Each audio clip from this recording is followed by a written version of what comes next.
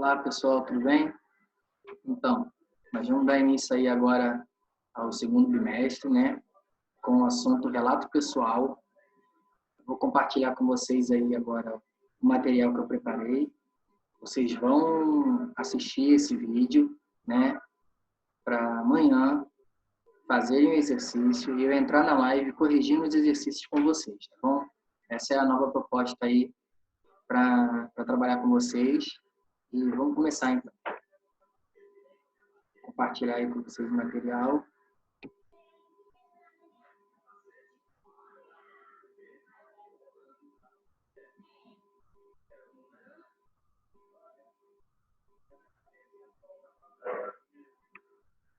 Então vamos começar, pessoal. Relato pessoal, né? É um novo assunto aí. Então o que seria um relato pessoal? É uma modalidade textual que apresenta uma narração sobre um fato ou acontecimento marcante da vida de uma pessoa. Nesse tipo de texto, podemos sentir as emoções e os sentimentos expressos pelo narrador. Então, nada mais é que uma narração, um texto narrativo. Nós já vimos em sala de aula, antes de pararmos, né, disso tudo começar, texto narrativo, que é narrador, foco narrativo, personagem, tudo isso nós já vimos, né? E aí agora eu estou dando um tipo de narração. Tipo de narração, que é o primeiro tipo que nós estamos vendo, que é o relato pessoal, tá? Ele trabalha também com... Nesse relato pessoal, nós podemos, ao ler esse texto, sentir as emoções e sentir todo o sentimento, né, no caso, sentir tudo que o personagem está vivendo. E até mesmo o narrador, se for contado em primeira pessoa, tá? Tal qual uma narração, o relato pessoal apresenta um tempo e espaços bem definidos. Né? Tempo, cronológico ou psicológico. Você vai contar início, meio, fim, nessa ordem, ou você vai começar pelo final. Né? A gente chama de tempo psicológico.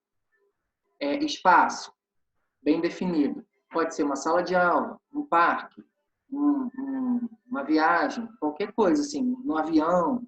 A gente precisa definir bem o espaço. Tá?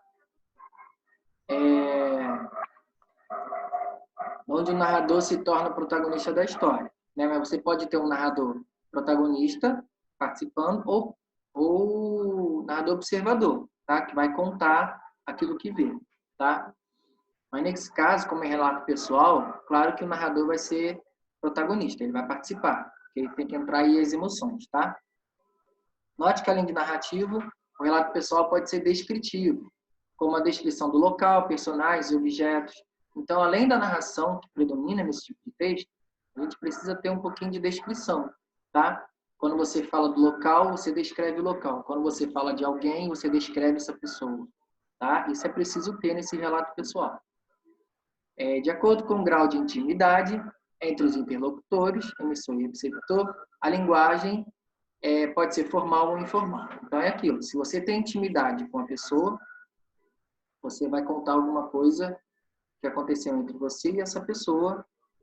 Então, a linguagem é mais informal. Se você não tem intimidade, a linguagem vai ser mais informal. Você vai contar o que aconteceu, por exemplo, com alguma coisa que tenha acontecido com você e com, sei lá, o patrão, entendeu? O seu patrão, por exemplo. Aí a linguagem precisa ser mais formal, tá? De acordo com o grau de intimidade, já falamos. Os relatos pessoais podem ser divulgados no meio de comunicação, como jornal, revista, livro, internet, redes sociais. Então, quais são os lugares que esse relato pessoal, esse tipo de texto aparece?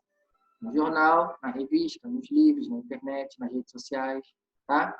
Eu estou colocando as principais características para vocês do relato pessoal, tá? Ele também pode ser oral ou escrito, tá? Ainda que sejam textos que possuam a mesma função comunicativa, ou seja, de relatar um episódio, né? Os relatos pessoais podem surgir de maneira oral ou escrita. A diferença entre essas duas modalidades é que certamente a linguagem empregada certamente a linguagem empregada em cada um deles, tá? Tipo de linguagem, né? Já falamos.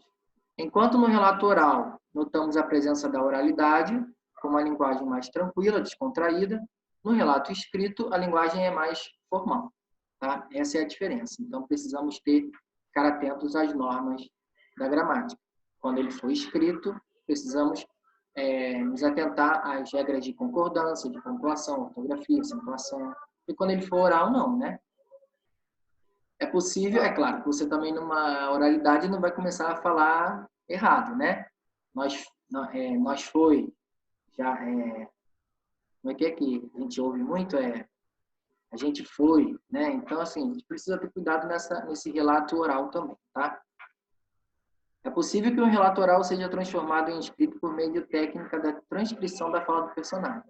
Né, aquilo. Se eu estou criando um relato oral, eu vou começar, se eu quiser passá-lo para escrito, é só, se eu estiver gravando, no caso, né, com o gravador, então, no vídeo, é só eu pausar e eu transformo esse registro oral em registro escrito. É só isso, tá? Características. As principais características do relato. Textos narrados em primeira pessoa, já que é pessoal, então tem que ser em primeira pessoa, narrador protagonista, personagem. Verbos no presente e em grande parte do pretérito no passado, né? Mas a maioria do presente. Caráter subjetivo, já que a linguagem é pessoal, tem que ser um caráter subjetivo. Vão aparecer experiências pessoais, claro, e a presença do emissor e do receptor, quem fala e quem recebe a mensagem, tá? Estrutura. Como fazer um relato pessoal? Ainda que não exista uma estrutura fixa para produzir um relato, é essencial estarmos atentos a alguns pontos. Por exemplo, quem? Narrador que produz. Quem produziu o texto? O que? Qual é o fato que vai ser narrado? Quando? Em que tempo? Né? No presente? Vou falar do hoje, vou falar do passado? Onde? Qual o local? Né? E como? De que maneira isso aconteceu? Por quê? Qual é a causa disso?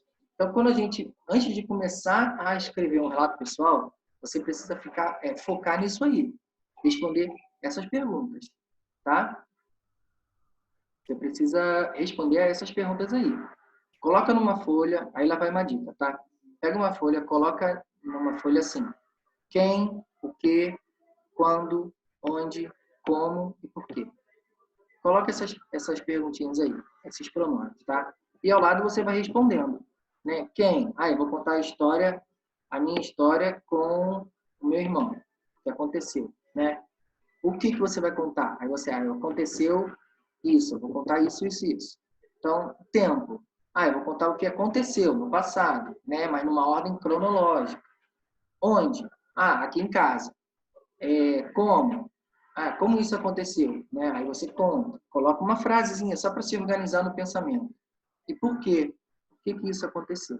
Quando a gente faz esse planejamento, antes de escrever um relato, na hora que você vai escrever o relato pessoal, fica muito mais fácil, porque você cria um planejamento de escrita da sua redação aí. Então fica muito mais fácil fazer, tá? Sigam essa dica, sigam essa estrutura para que você possa fazer o seu relato aí, tá bom? O que é preciso ter para ser considerado um relato pessoal? O título, né? É preciso, mas não é necessário em todos os relatos, mas eu estou pedindo para vocês colocarem, tá? Um tema, né? O assunto, a introdução. Na introdução, você precisa colocar um pequeno trecho em que aparecem as principais ideias que você vai contar, tá? Nessa parte é possível encontrar o local, o tempo, o personagem. Então, tudo isso que eu falei para vocês agora, da estrutura, o que, como, onde, por quê, você pode colocar, já apresentar na introdução, tá? O contexto, né? Em que contexto isso aí acontece, né? Fique atento à utilização dos tempos verbais, tá? No presente e no passado. E o local também, tá? Personagem, a gente já viu que tem que ser protagonista, né? Então, vai contar a sua história com alguém, né?